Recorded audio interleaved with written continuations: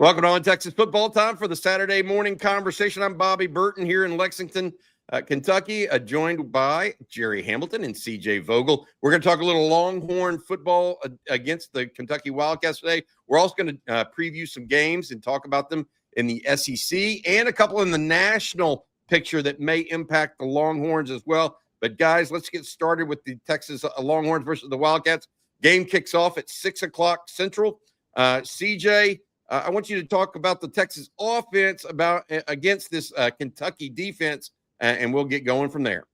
Yeah, I know Texas offensively is a little dinged up on that offensive line. No Cole Hudson this weekend. Obviously, it's only start number 2 for Nick Brooks, but how does that fare against a tough Mark Stoops defensive front? Well, Kentucky this year doesn't create a lot of havoc plays up front. They're dead last in the SEC in sacks, dead last in the SEC in tackles for loss. That should bode well for the Longhorns being able to create some rhythm in that running game, that outside zone that we saw have so much success in Dallas against Oklahoma.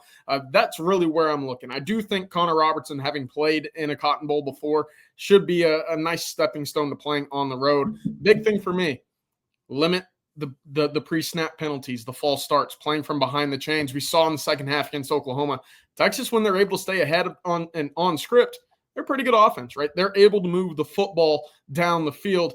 Going onto the road, this should be the first opportunity Texas is successful in doing just that with the established drives, moving the ball down the field. And, of course, I think Sarkisian's come around to taking any and all points that he can. Let's see if that aggression turns up this Saturday evening.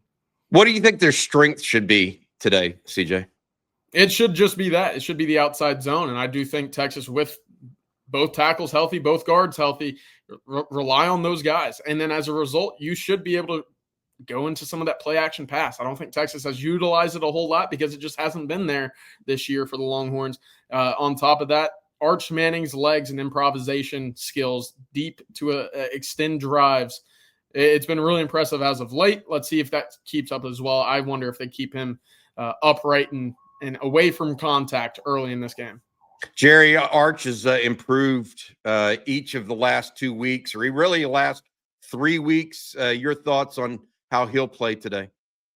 Yeah, look, I think as long as Texas has first down success running the football in this game, I think Arch is going to play well. He's continuing to get better. His confidence is growing, and that's a big part of this with a quarterback.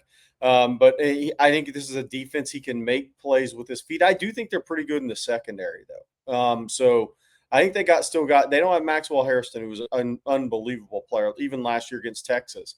But I think they're not bad in the secondary. So look, as long as he carries over from the Oklahoma game, I think he'll play well. I think Texas will look fast on the turf, by the way, in Lexington today.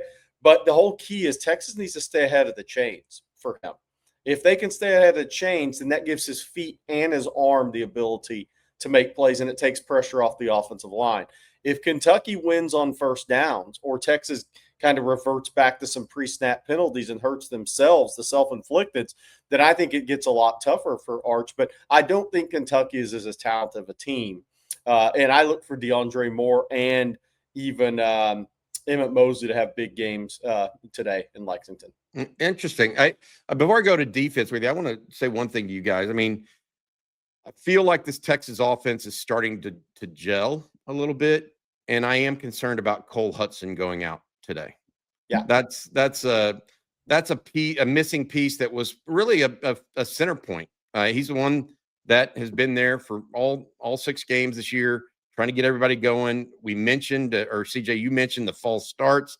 They kind of were eradicated almost from the first quarter on against OU, so they were making progress. I think that may be difficult, but I guess we'll see exactly what happens. I do think Texas is going to score about 20 points in this game. I still think, they've got some work to do on offense, but I love the fact that they're building. They need to continue to build in that, in my opinion, right now. All right, Gerry, Texas defense versus this Kentucky offense. They are a run-heavy set with Seth McGowan. What do you see in this game for Texas' defense? Yeah, first down run defense is almost the whole enchilada for Texas. Seth McGowan is a good player, a guy that was really good coming out of Petite, signed with Oklahoma over Stanford, had some off the field issues, went away for a while, got a second chance at New Mexico, making the most of his opportunity here at Kentucky. He's a guy that may play on Sundays. He's always been that level talent coming out of high school. Winning on Dante Dowell's not a bad number 2 running back for them either. They got some size and some strength at that position. First down run defense is huge because if you go back and watch the South Carolina game, and those were road games. Those were road game. The last 2 Cutter Boley started at South Carolina and at Georgia.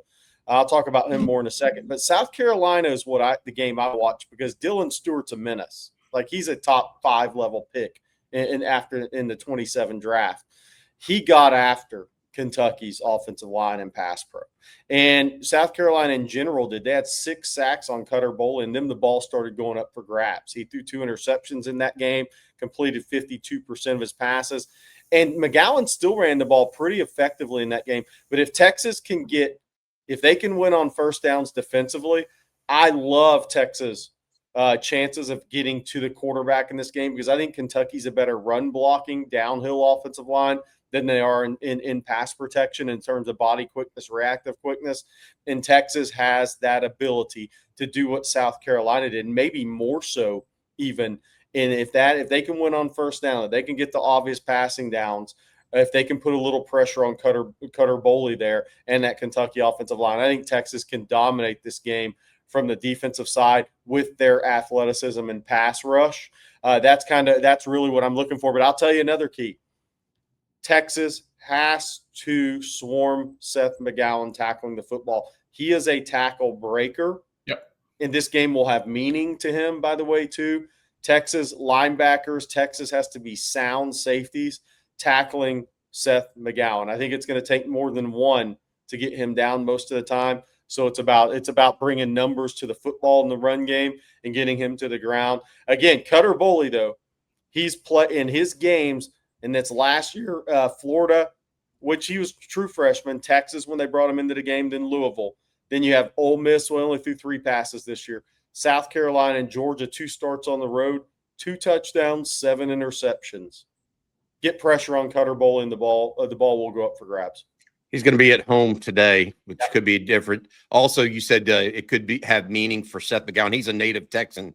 For those don't know, out of the Mesquite area. CJ, your thoughts on this Texas defense? Because I will admit, on Friday I wrote on Texas football. The only thing that concerns me right now is, from a defensive perspective, is if Kentucky can establish a run game.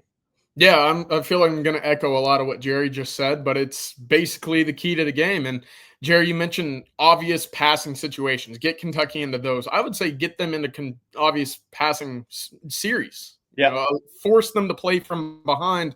That's where the complementary aspect comes into play. But Gerry, you mentioned, look, they got some size there. Seth McGowan, 6'1", 215. Dante Dowdell, 6'2", 230. I mean, they got some guys that can lean on you. And just like Florida did in that second half against Texas, look, you can lean on guys. You can move them in the pile. You can establish long, lengthy drives that wear out a defense. And that's not what Texas wants, right? They want to get in and off the field immediately, get the ball back to the offense and let them work. It worked beautifully in the second half against Oklahoma, right? Only 4 plays in the third quarter. That set them up for a lot of success in which they built a lead, got the pass rushers to pin back their ears and get after the quarterback. We saw exactly how that played out. If they're successful in doing exactly that and replicating that this evening, this game won't be close. Now, can they? That's the big key. Winning first downs, getting off on thirds, that's the big thing for me. Kentucky offensively, I mentioned defensively, they're bad at havoc plays. Well, offensively, they're bad at creating explosives. They're dead last in plays of 10-plus yards. They're dead last in the conference of plays of 20-plus yards. The one thing, again, Seth McGowan, top 4 in the SEC in terms of missed tackles forced. Got to be a weekend where a lot of white hats are running to the football. Other than that, I would be surprised if the longest play for Kentucky is over 20 yards tonight. Yeah, you cannot simplify the game for the Kentucky quarterback. And the way to simplify the game for the Kentucky quarterback is their run game having success. Yeah. Make it difficult for him, and I think the Longhorns will come out. All right, the final thought can I have one more thing, Bobby? Yeah, sure, of course. Sure. I forgot to say this earlier. On Arch, the safeties at Kentucky are good players. If he forces anything over the middle, anything a little late, anything deep late. Jordan Lovett, JQ Hardaway have a lot of experience. They picked Jordan Lovett, I think, has 8 or 9 career interceptions. Hardaway has a few. Those guys will pick the football off. So Arch has to play well against these Kentucky safeties. He's got to make good decisions with the football because those guys are very experienced players and have made plays on the ball. Hey, we did our prediction show yesterday, Jerry, but remind folks what you predicted in this game. Yeah, so look, I'll go Texas 24-13-ish. I don't know. I haven't really thought about a score as much in this game as I've just thought about what Texas has to do to win this football game. What do you got, CJ? Cover. They don't cover according to Jerry. They cover according to me. I have 27-13 Texas. 13 points. I know it feels like it might be a lot, but look, they are SEC caliber players just like Texas. They put their pants on the same as Texas. They're going to come out competing at home. I went 20-10, folks. It feels like an Arkansas game from a year ago for me. Going up against a team that's kind of battling its last rights for the season. Texas not overwhelming anybody on offense, that sort of thing. All right, before we move on to other games in the SEC, I want to remind people about our sponsor, and that is our friends over at Tito's. Pour me in, Coach. Tito's Handmade Vodka is a proud sponsor of the Texas Longhorns, distilled and bottled by Fifth Generation Inc., Austin, Texas. 40% alcohol by volume. Savor responsibly. Again, Tito's Handmade Vodka is a proud sponsor of the Texas Longhorns, as well as us here at On Texas Football. We appreciate them very, very much. Also, if you're around later today and want to talk about some more football, we have the Texas Tailgate coming up at 2 o'clock. Then the Watch With Us begins at 6. CJ, you'll be part of that with Jeff Howe in Lexington today. And then the postgame show immediately following the game. We appreciate you guys if you're interested in catching up with us. We also may have an additional episode at some point today if we get some new news that needs to be broken before the game. All right, guys, let's talk about the SEC because it is a great weekend of football in the SEC. I mean, not just good, great. I'm going to list off the games, and I'm going to ask y'all about a couple of them in particular. Starts at LSU Vandy this morning, 11 o'clock on ABC. Vandy is the home team. They are actually a 1.5-point favorite. 2 years ago, can you imagine Vandy being favored over LSU? Oklahoma goes to South Carolina after losing to the Longhorns. South Carolina lost to LSU last week. South Carolina is a 4.5-point favorite over Oklahoma. A&M goes to Arkansas. A&M 7.5-point favorites. This game is actually in Fayetteville, not in Jerry World anymore. So remember that one. Ole Miss, Georgia. It is the 2:30 game on ABC. Georgia, a 7.5-point favorite. Ole Miss did not look good against Washington State last week. Georgia ended up dominating the second half against Auburn. Tennessee goes to Auburn. That's the 6:30 game on ABC. It'll be on while Texas is playing. Alabama favored by 8.5. That's a big number for the Crimson Tide. And then it ends up night game. Missouri goes to Auburn. Missouri only favored by 1.5 against a kind of hapless Auburn team at this point. Let's start, guys, with OU South Carolina because coming off that loss to Texas, OU now goes on the road and 4.5-point underdog to South Carolina. Lenora Sellers, those guys. South Carolina has not been perfect this year by any stretch. Is John Mateer going to be back and playing better, or are the Sooners simply a charade, a facade? What do you think, Jerry? You seem to have an opinion here. Yeah, look, I think this is which offensive line is not worse in pass pro. I mean, these are two, like, South Carolina's got injury issues on the offensive line, and they have been bad this year. Oklahoma, not good on the offensive line. Can't run the football on anybody. If Oklahoma can establish a run game against this South Carolina front and Dylan Stewart, John Mateer thinks he got hit last week. He's going to get hit harder on the road this week. So I think which offensive line comes to play. If I'm Lenora Sellers, he's taking hits in this game too, even though he's kind of Houdini at times at 6'3", 240, because their offensive lines have real issues this year, and they can't run the football. They have not been able to run the football. So I don't even know who I lean to in this game. But you probably go maybe Oklahoma in this game because I think they have better talent overall. But man, these offensive lines have real issues against these types of pass rush abilities that these two teams have. I think this could be an ugly football game, honestly. Yeah, so you're going OU to cover if you're going OU to win the game overall. CJ, OU to cover or not? No, I like South Carolina here. I've thought Oklahoma this season has not been the team that its record would portray it to be. Gerry, you mentioned they can't run the football. Well, neither can South Carolina. So can either team scratch 30, maybe 40 yards on the ground? Outside of their quarterbacks are their two best runners. Yes. I don't think they can. I think, again, I mentioned it on one of the live streams earlier this week, but it's like the Spider-Man meme of the guys just pointing at each other. That's who these teams are. And if that's the case, I'm pointing to the home team as the favorite. And I do think Oklahoma lucked out that this kick is at 11:45. However, weird things happen on the road in the SEC. I'm leaning towards South Carolina here. I'm taking South Carolina as well. A&M, Arkansas is the next one I want to talk about. Arkansas changing coaches last week or on the off week. Went to Tennessee last week, put up some points. Bobby Petrino broke out the fullback in that game. They are now playing with a pro-style fullback.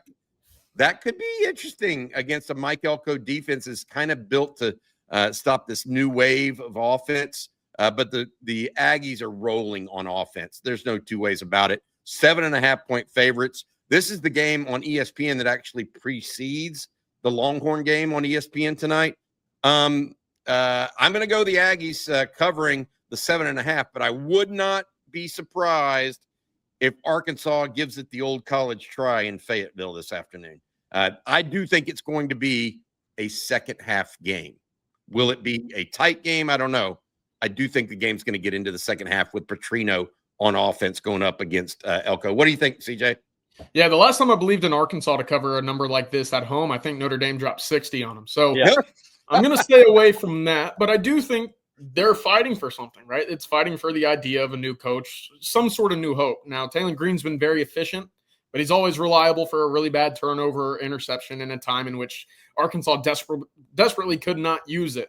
With that said, I don't believe in Marcel Reed. I don't think he's that guy that we've seen or heard about on Twitter or whatever, but he does a fine job of getting the ball to Mario Craver and Casey Concepcion, and that's really all he needs to do. He doesn't need to be perfect. Just get it to those two guys that's the most dynamic duo in the entire country, in my opinion. With that said, I do think A&M covers this game. Arkansas's defense, I mean, the three of us could put up about 170 yards through the air on them. What do you think, Gerry? Cover or not? Yeah, I think A&M covers despite the loss of Le'Veon Moss, which I do think is an interesting injury depending on how long he's out because A&M has at LSU and at Missouri after this game.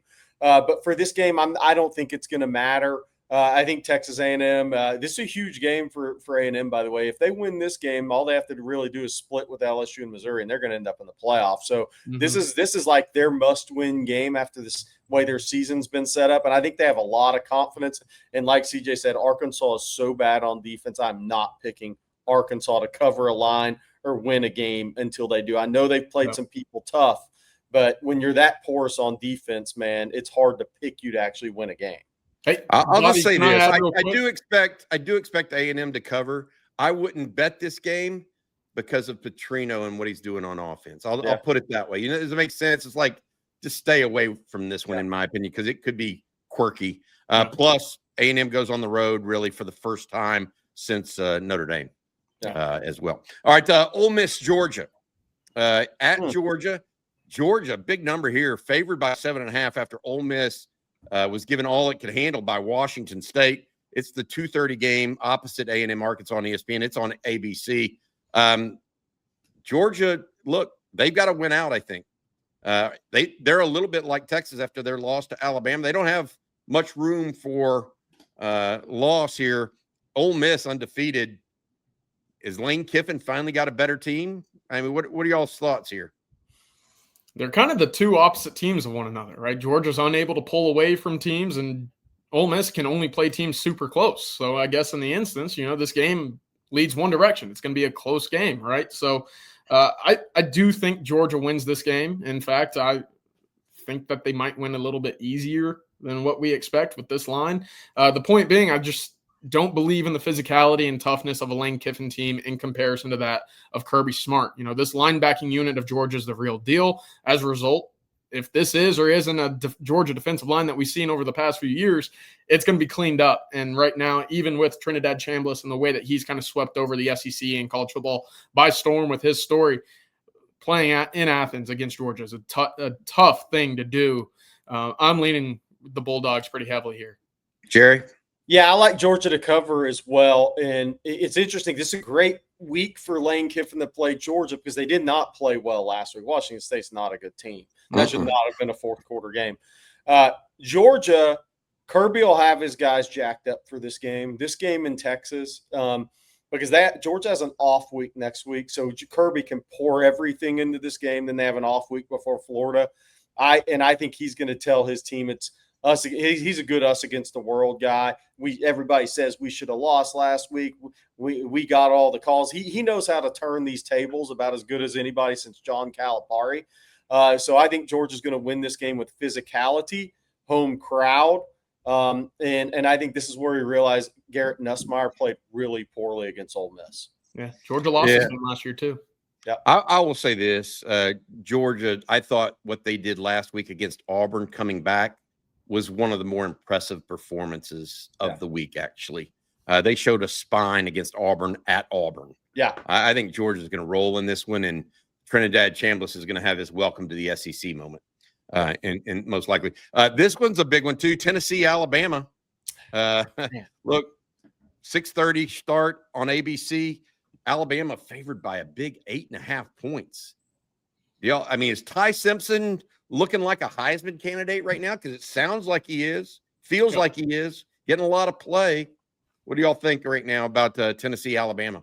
In Tuscaloosa, by the way. Is this the game that finally catches up to Tennessee where not having their starting corners gets them? Because I do think that is a big factor in this game.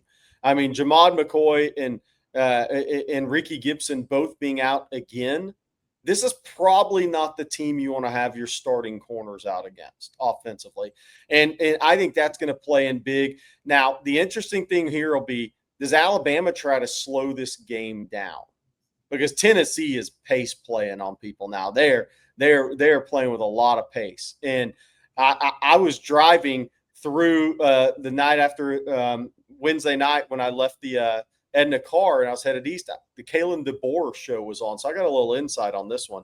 And the Kalen DeBoer show was on, and he talked about how this game's going to come down to pace, he thinks, because Tennessee's fast break offense. And so I look for Alabama to try to actually slow this game down a little bit, but Jam Miller's hurt. But I do think I'll take Alabama to cover because I think this is a game where Tennessee misses their corners. CJ? Yeah, Alabama wins this game. If it's fast, slow, medium pace, it doesn't matter. The only defense in the SEC that allows more points per game than Tennessee is Arkansas.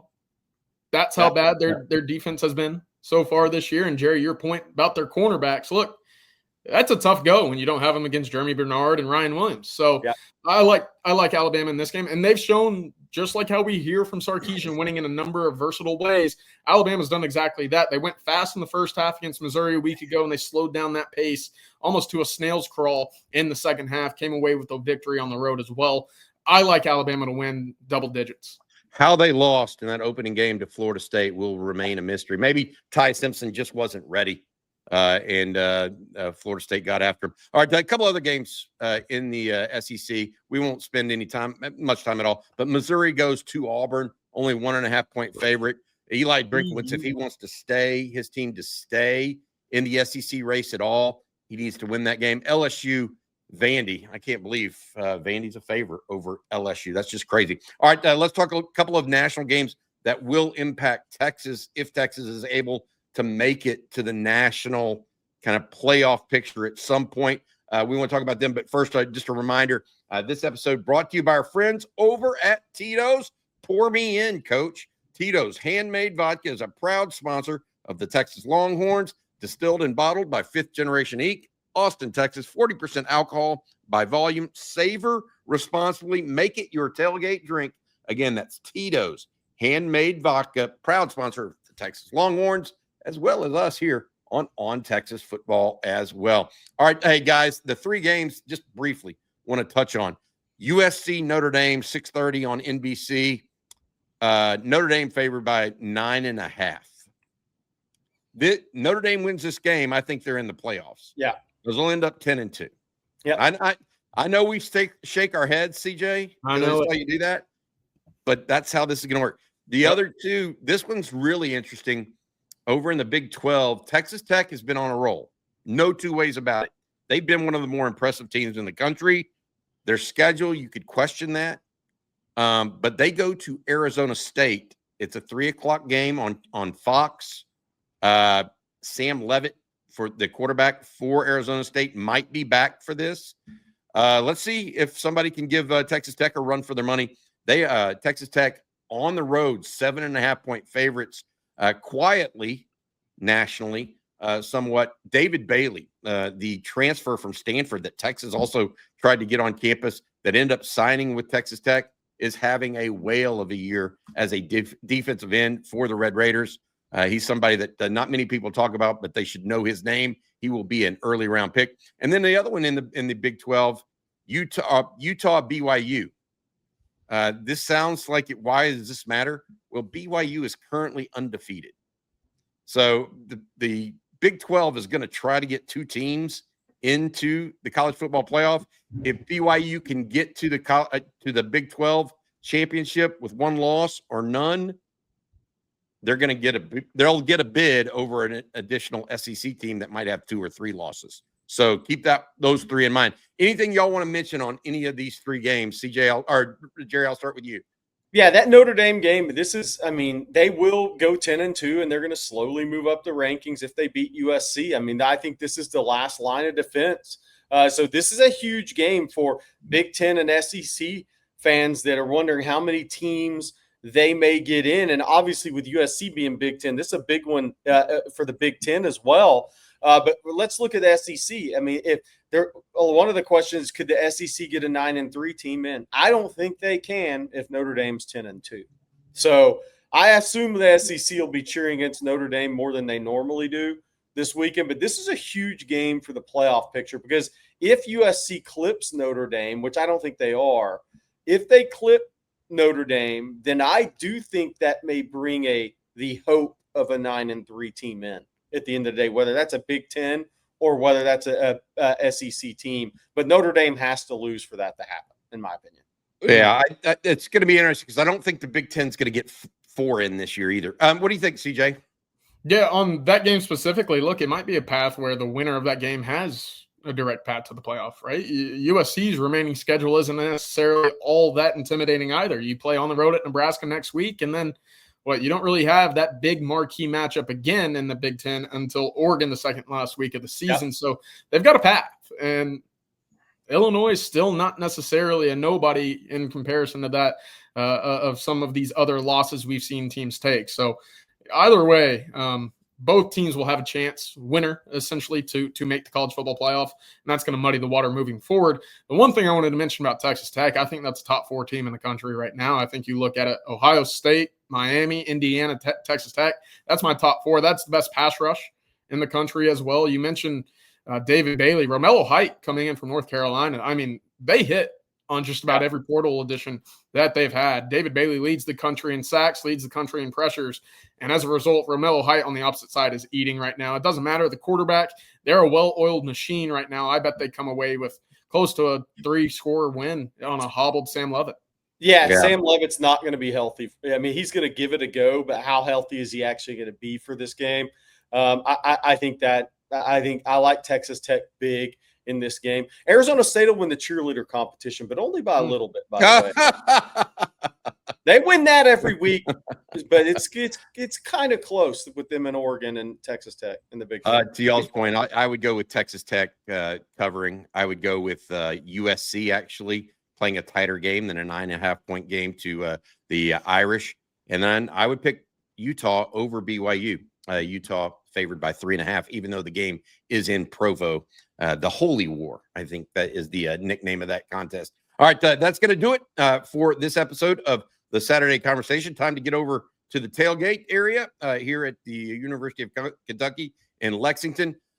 For CJ Vogel, Gerry Hamilton, as well as our producer, Matt Hutchison, I'm Bobby Burton. Remember, we've got content coming up later today. Tailgate show begins at 2 o'clock. Watch with us at 6, and then immediately following the game, we have the post-game live.